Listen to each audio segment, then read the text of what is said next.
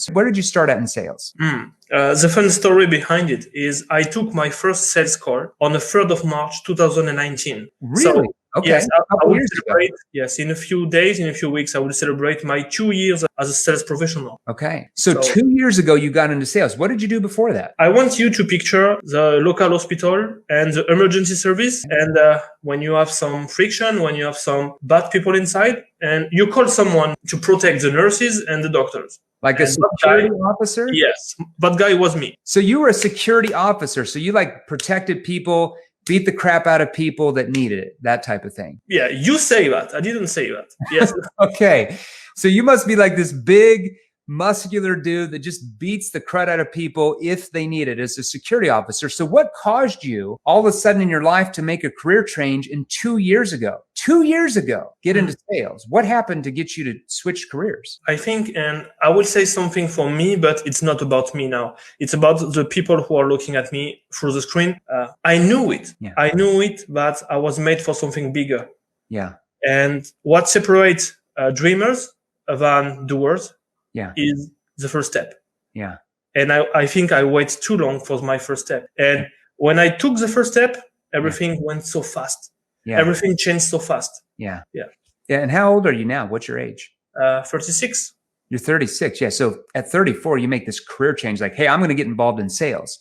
What was your first sales job 2 years ago? What were you selling? I was selling a coaching program and my story is amazing because my first coaching gig was for a huge coach in France, and his package started at 42,000 euros. Okay. Yes.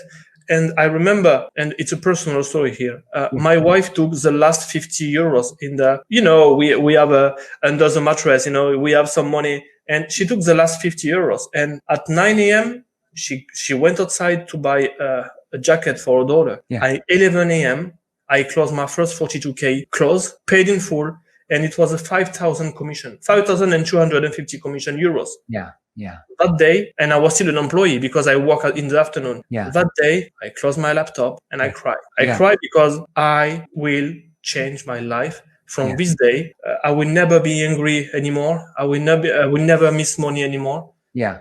So you took it to heart. You're like, I'm in sales now. What type of early sales training did you go? This is before NEPQ or anything. What type of sales training were you going through 2 years ago when you first started your first sales job? The first training I took was life. So I learned a lot through life, but I was missing the key points about investing in yourself, about challenging people, about objection handling. And I remember the first training I paid without money was Eli White. Okay, so Eli Wild, he's one of our clients as well. I started training him like 3 years ago. Okay, good. Yes. And it was mind blowing. Really, it was mind blowing. It changed my life a lot. And after that, I went through Traffic and Funnels. Okay. They have a private coaching. Yeah. It was also amazing in a way of understanding we are not closer, we are trusted advisor. Sure. Yeah. More consultative selling type of aspect. So you started taking that training. From what I understand, you started making about $8,000 a month or something that first year? Or where were you at? Yes, between 4, 6, 8. Yes. I have never went above 8,000 in commission. Never. Okay. So you were making 6,000 to 8,000. Is that euro or dollars? I speak in euros. Okay, so let's say 6,000 euros is going to be 8,000 or 9,000 American. So you're making $100,000, $110,000 a year. Now that's an exceptional income as a salesperson. The average salesperson in America might make 50 or 60. So you're making almost double. So you're doing well. You're selling for this company. How did you ever get to a point where you're like, I need to learn more advanced training above this. Like I need to learn even more. Like I'm making 6 figures. Like what triggered your mind that you needed to learn more advanced training to get to a higher level financially? The first thing is to understand is we are always learner. Yeah. I cannot settle for, okay, I know anything. No, I am still a beginner. Yeah. And I don't know how I found you or how you find me or whatever I found in NEPQ, but NEPQ found me. Yeah. Yeah. How long did you, so I think you started in like our NEPQ 3.0 sales training course. Then you got in more advanced stuff where even Matt was privately coaching. That's more of our inner circle program that Matt and I do and all that stuff. So what got you involved? Like you got into like NEPQ 3.0 and what What started changing for you once you started to go through the training? Like what happened at that point? That's a really good question. And I think for the people who are watching us now, I think I am NEPQ for something in my life, the way I communicate to people and learning the real strategy behind and learning how to master. You have I don't want to spoil anything about your program, but you have a very smart way of asking questions. Okay, NEPQ, neuro-emotional persuasive question, but asking a close-ended question, then a probing question that open the mind of the prospect. And when you open the mind, they can think about what they want. But when they think about what they want, it's open a lot of things in their mind. So you can wait for the real answer later. Subconsciously it does that, right? So many people, like as a human being, so my background is human psychology and behavioral science. That's what I majored in college, was behavioral science primarily. I had a minor in human psychology. So as human beings, the way our brain functions is a lot of times when we have ambitions or goals or anything like that, we kind of give up on those things and we bury them in our subconscious mind. Okay.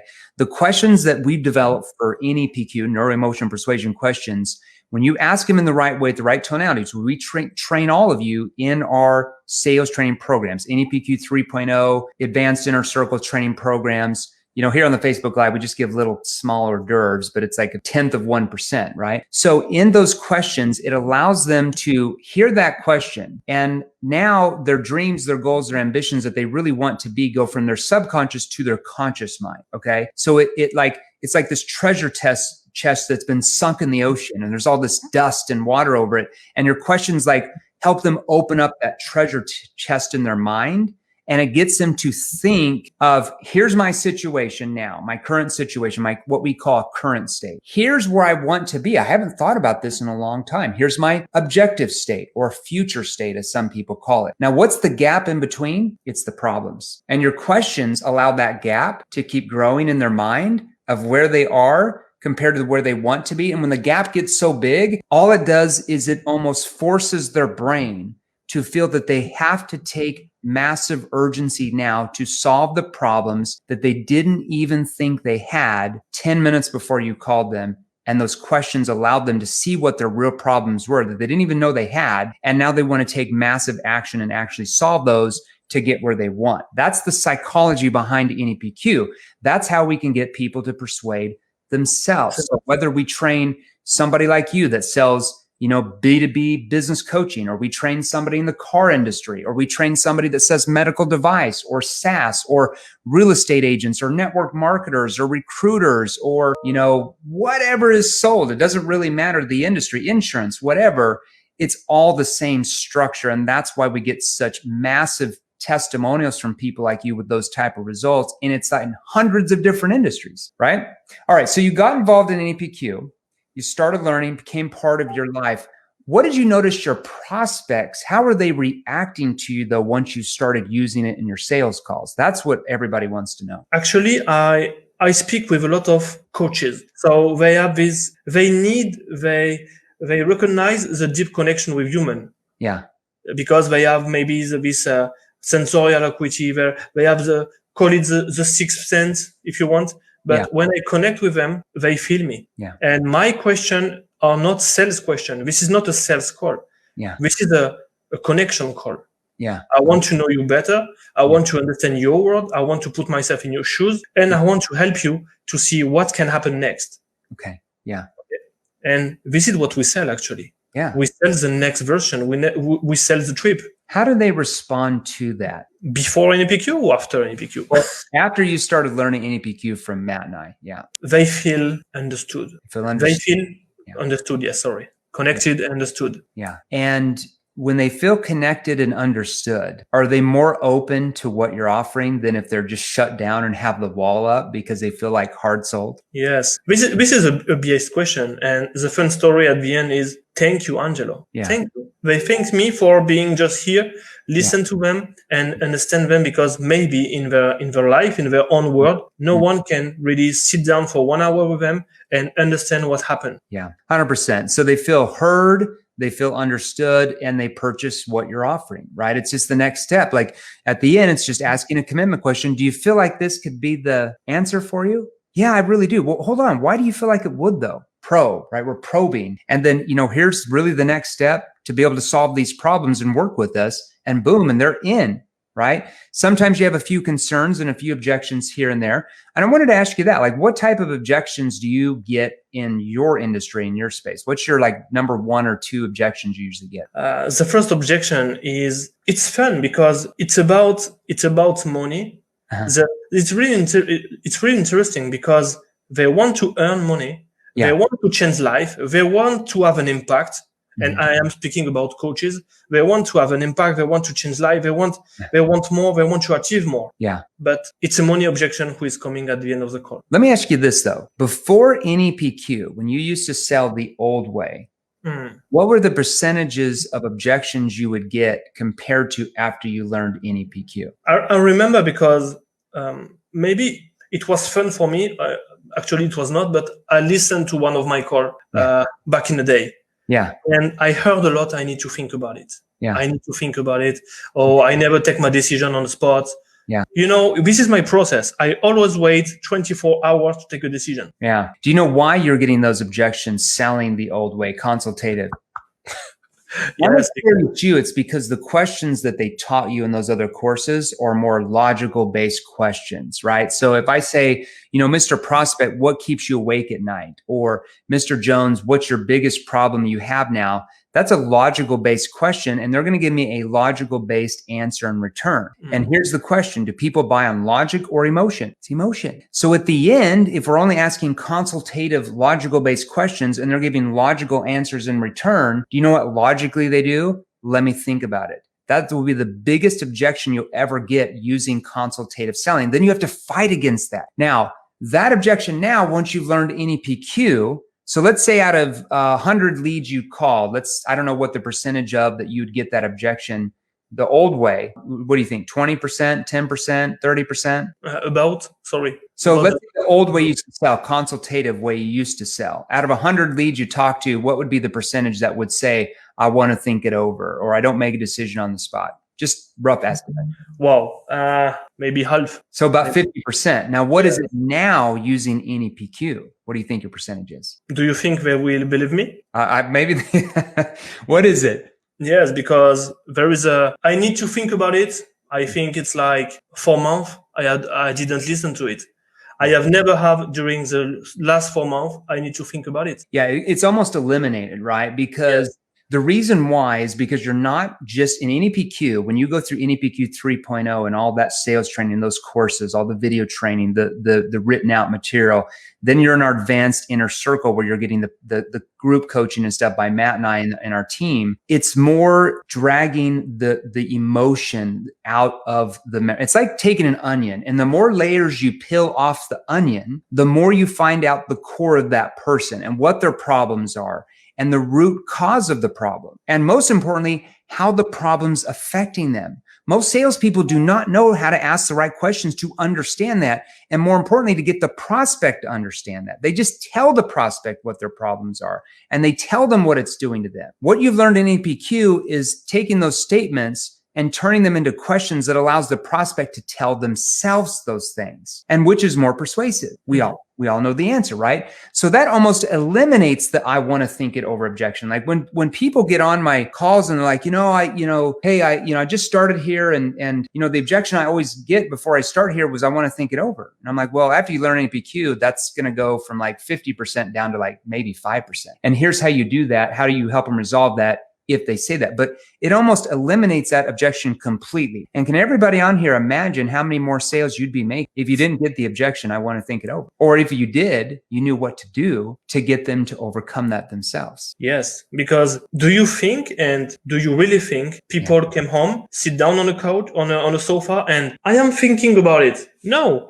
They are not thinking about it because I need to think about it doesn't exist. This is not an objection. There is something behind. Always something behind. there's something behind that. It's a smoke screen, right? So in NEPQ 3.0, when you go through the video sales training courses and all that, we teach you the right questions to ask throughout the process that eliminates that objection from even happening in their mind. That's the difference. It's called objection prevention, not objection handling. I would rather prevent objections from even happening in my prospect's mind than getting 3 or 4 at the end and trying to wiggle and maggle and throw out rebuttals and hope and pray that they buy. Like, who wants to go through all that grind and headache all the time? the secret of NEPQ, and you said it correctly, is to transform statement into question. Yeah. And the danger, when I listen to my call of the call from someone else, is we make statement. Yeah. And we make statement to prove the prospect that we understand him. And the danger here, if you understand him, okay, you understand the situation. And from that you understanding, ask the right question to go to the answer you already have in your mind. But the prospect will tell it. 100%. Yes. Yeah. He not only tells you, but more importantly, he tells who? He tells himself or herself. Now, let's say that the prospect throws out, hey, Angelo, I really like this. I just don't have the money for this. How do you typically respond to that? I think everybody would like to know. Yeah, that's not a problem. The first thing, that's not a problem. This is not a big deal. And I want to challenge everyone in this life. Do you think someone in this life have already said, oh, that's this price only? That's cheap? No. For everyone, it's over budget. It's, wow, I have never thought about paying that price. So that's not a problem. We minimize the things and we acknowledge the so you say that's not a problem. So you acknowledge it, right? Yes. Take the pressure out, and then you do what? Yes.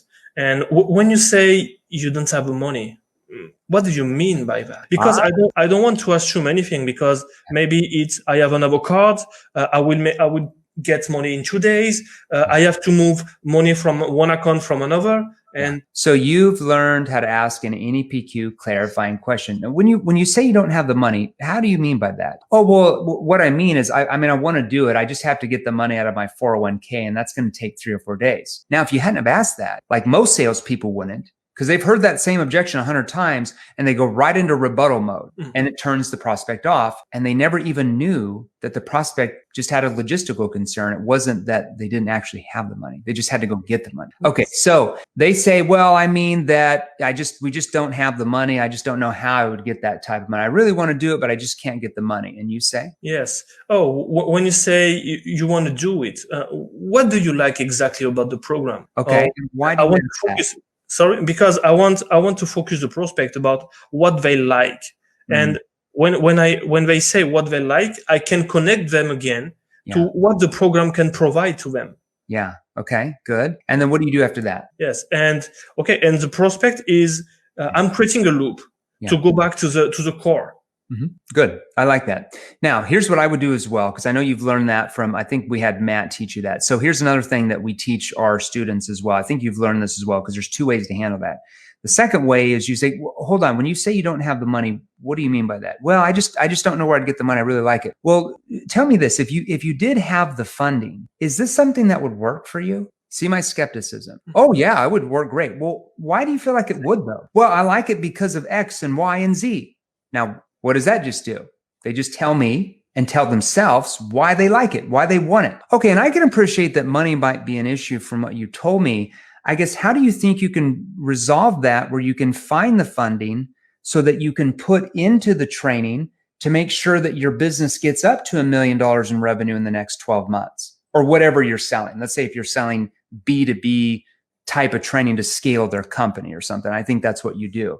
So you're repeating back, you're asking them, how do they think they can resolve that, where they can find the funding so that they can, and you repeat back what they said they wanted. So whatever you're selling, you're repeating back what they said they wanted.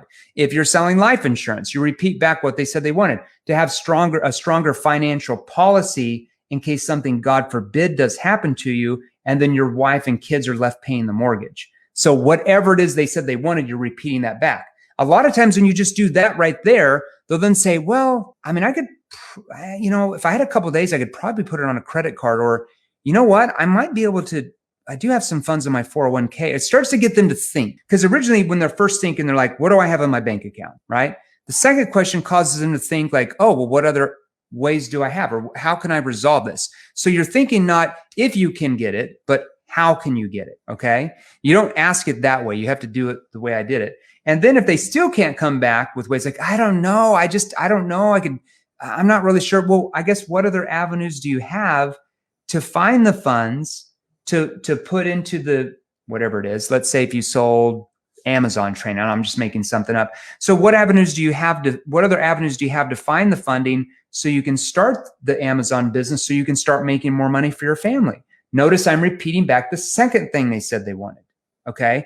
Now at that point, another half of the people will be like, well, I could go to my mom, or I could get it out of my 401k. I do have some stocks I could sell. Get some thinking. If they still can't come up with a way, can I make a suggestion, John? Typically, what a lot of our clients do if they can't find the funding through those avenues is they'll go out and you'll give them 3 or 4 suggestions, credit card, 401k, or whatever, because maybe they weren't thinking that. And at the end, you say, would that help you? And you'll be surprised how many people are like, you know what? I didn't even think about it. I have a 401k. When I quit my job a couple of years ago, I could get it from there. So that's kind of the second way you help over that concern. What are your thoughts on that? I like to share sometimes my own story, how I paid my first coaching, for example, or So you sell coaching, so that's going to help them, right? If that's what you're selling to them. Yeah. Yes. They want to earn money. They want to make a lot of sales. And this is maybe a secret here, but sometimes I start my call by asking, oh, do you have any sales calls now? Oh yeah. What is the main objection do you get? And they say, oh, I get a lot of need to think about it, or I get the money objection. And now I can put a frame along with my call about the need to think about it objection or the money objection. Yeah. And tell me how you do that. Okay, so you are telling me that you attract a lot of people who don't have a lot of money, right? Oh, do you think this objection is real? Oh, no, it's always bullshit. Okay. Bullshit? What do you mean by that? And they expand on it. Yeah. Okay, I remember for the end of the call what you say now. Yeah. So then you come back around if they bring up the concern, and how do you loop that? Okay, so that's not a problem. You don't have the money today. I totally get it. And when you say you don't have the money, what do you mean exactly by that? I don't know if I can come up with the $10,000. Just not in our budget. Okay, that's not a problem, Jeremy. Do you think, and I don't want to assume anything here, but do you think maybe what you're telling me right now is the thing you hear every day on the phone with your prospect? Well, that's true. Yeah, I hear that a lot. Yeah. Yes. Why do you think though? I'm not sure. Why do you think that is? Yes. Maybe do you think you attract people who look a lot like you in your buying behavior? Oh, I never thought about that. Do you have any suggestions? Yes. Actually, I have a lot of suggestions if you want. And if you're open to it, I can drive you to how we help people to close more sales. For example, if you have a strong offer and if you want to enroll a lot of people in your program, I can teach you how to overcome that objection. Would you be open to hear how I do? And yes. And now I pivot my position as a coach, and they listen to me. Yeah. And the way I close them with this, they learn for themselves that, oh, he's right. He's right. Yeah. So it gets them to the point where they're like, I can't say I don't have the money if I expect my people that I'm talking to not to say that as well. I like that. I like that. I like the way you're looping around. Angelo, it's a pleasure having you on here. Congratulations on your success. I mean, going from, before you learned NEPQ, from our NEPQ 3.0 and advanced inner circle programs, making $8 grand a month, which is really good. And now you've catapulted up to 60,000 a month euro. That's commissions per month. And you work for a company. This is not your own company where you keep all the money or whatever. You're working, selling for a company. Okay. 60,000 euro a month is like 80,000 a month commissions here in the US. So congratulations. You've pretty much joined the 7-figure club. It's a big honor. You're going to get a nice t-shirt that says #BeALegend. Cause I know you've been waiting for the polo, right? I am waiting. I was waiting for being invited to the group with you. Yeah. I am waiting for the polo, and I am waiting to be someone who can help one more life at a time. Where do you think you'd be at now if you hadn't invested capital into the more advanced training? Where would your sales career be? Where would your sales skills be if you had not invested the money into NEPQ in this type of advanced training? Wow. My answer will shock someone, but I deeply think that if I had never learned that advanced techniques, I would be average.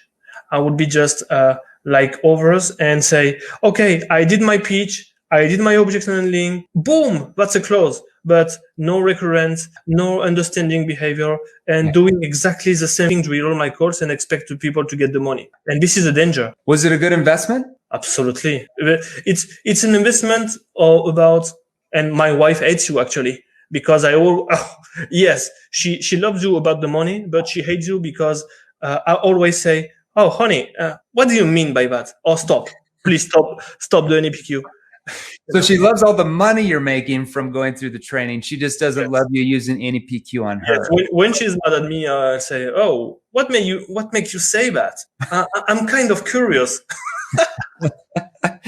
All right, man. At least I'm in the wife's fan club about all the money you're making. That's the most important thing for me. And you hit it right on the head. Your biggest, you know what your biggest expense in life is for anybody? It's not taxes. It's not your mortgage. It's not your kids. It's not your spouse. Your biggest expense in life is your lack of knowledge. That's your biggest expense. Whoa. Right? Yeah. Think about it. Your lack of knowledge of learning the right sales skills to be able to make, I would say, at least 300 to 350,000 a year as a sales professional selling anything. You know, one thing I always do with people when I'm speaking on stage, you know, pre-COVID and stuff, is I would have them write down on a piece of paper how much money they made last year. How much money did you make last year? They write it down. Let's say it's 60 grand. Or let's say they're an above average salesperson. They make 80 grand a year. And then I say on top of that, I want you to write down 350,000, because that seems like it's every salesperson's goal. Like, I want to make all the money in the world. I want to make 300,000 a year or 350,000 a year. That's a big goal a lot of salespeople have in America and really any industry. That's like the pinnacle of what they think they can do, like total success. And I'm like, okay, so you made 80,000 last year. I want you to subtract from 350,000. What does that leave you? Oh, 270,000. Well, that's your biggest expense. You paid life 270,000 last year because you haven't learned the right sales skills that work with human behavior for you to be able to make 350,000 a year. So the question you have to ask yourself is, are you willing to pay life another 270,000 this year because you still haven't learned the right skills necessary to be able to make 350,000 as a salesperson? And it gets people every time. They're like, oh my gosh, like that's my biggest expense. Once I learn the knowledge like you have, you don't have the biggest expense anymore. No, you said sales skills. Do you think it's just about sales skills? Well, it's about communication skills overall, right? Because NEPQ is not just you showing up at your job and you switch on NEPQ. We teach you how to use NEPQ in all aspects of your life. So it becomes who you are as an individual, as a human being, right? So you're even using it with your spouse. And when you start to get to that level, it's like riding a bike when you go to your sales job, because it's so easy at that point. Yes. The main question, can you imagine what happened with your friend, with your, not a prospect, with your friend, when someone is telling you something important or deep? Oh, okay, bro, what do you mean by that? Yeah. And this is interesting. I care about you. Yeah. This is true. I really care about you. So tell me more. Yeah. It forms a bond, a bond that just can never be broken. And that's the same thing in sales with your prospects, because now they look at you as the trusted authority, the trusted expert who's going to get them what they want in their life, whatever product or service that you're selling or whatever industry you're selling. Any last words of advice for everybody before we go here? Yes, my piece of advice would be buy NEPQ. No, beat the ditch. No, my advice would be you already know, but you need to level up. Yeah, I need to level up. Jeremy needs to level up. Everyone needs to level up. So find someone who have already the results you want to achieve, and find someone who have given his students the result you want. Yeah. Okay. Well, it's like a great mentor of mine, a good friend of mine, Brad Lee, has the podcast Dropping Bombs. Funny guy. We have our Lightspeed. We have our training portals through their company, Lightspeed. And he always says, is training something you did, or is training something that you do? Well, if you want to make a lot of money as a sales professional, it has to be something you do every day. Because if you're not training to learn advanced skills, you're losing skills. Yes. Period. And this is a good point, because in France, there is a lot of closing coach, sales coach. And I always say, if you're so good at closing, please close, because you will get a lot of money from sales. Yeah. That's congruent. Yeah, 100%. Everybody, thanks for having us on. Angelo, hey, such a blessing to have you on here. One of our very top students has only been here for a year, already making almost $80,000 a month in commissions, which is just mind-blowing and unbelievable. And I've heard it from several people. I've heard it for the people you work with as well. So it's no BS. This is the real deal. This is what this dude is making after he learned NEPQ. Hopefully that helped you, gave you some good advice. If you want more details about how we can help you sell a lot more of your products and services like Angelo and our thousands of students who post every day. We have like over 2,000, I think like 2,200 testimonials now in the first 2 years, which is crazy. These are results-based testimonials. I don't like testimonials who are like, oh, I really like the training. Jeremy seems like a nice guy. I like results-based testimonials. I went from $5,000 a month to $30,000 a month, or I went from $3,000 a month and now I'm making $17,000 a month. Or like him, Angelo, I went from $6,000 a month to $80,000 a month, which seems crazy. I love the results. So if you want those type of results, all you have to do is learn the right skills. It's that simple. So if you do, just post hashtag NEPQ in the comment section. Either myself or somebody on our team will message you more details about our training programs to see if we can help you as well. Angelo, thanks for being on. Thank you, Jeremy. Thank you, everyone. This French man, I love it. Yes, and I can speak in English too, and people love to speak French with me on the phone. Yeah, we didn't even get it. We'll have to have you on here in a time. I got to get off, but we got to get into the differences between NEPQ and French and English, which I think you said there's not much difference. The danger for non-native speakers is we have always to translate in our mind before speaking. And I don't translate what I learned from you. I just translate the thing. If I care for someone, I will immediately adjust my tonality. My caring tonality is for every language. Yeah. And speaking in French is just, remember I posted something in your group maybe 1 month ago. I said, oh, I hope you can understand how French is amazing when you use NEPQ in French, because we have such a beautiful language. And when I speak in French with NEPQ, I can switch the emotion with just one question with the right word and the right tonality. Yeah. I love that. All right, dude, we're going to come to you, and we actually are looking at getting all of our training curriculum and products translated in French and Spanish in the third quarter of this year. So maybe we'll come to you if you know some people over in France for that. Yeah. Okay. Yeah. I love it. All right, man. I'm going to let you get to sleep. I know you're all the way over in Europe. Thanks for being on. We're going to pull you out here again sometime and keep crushing it. Well done on your results. We love it. Thank you, Jeremy. Thank you very much. Thanks, brother. Bye. Hey guys, if you enjoyed these, here's another you can watch right over here.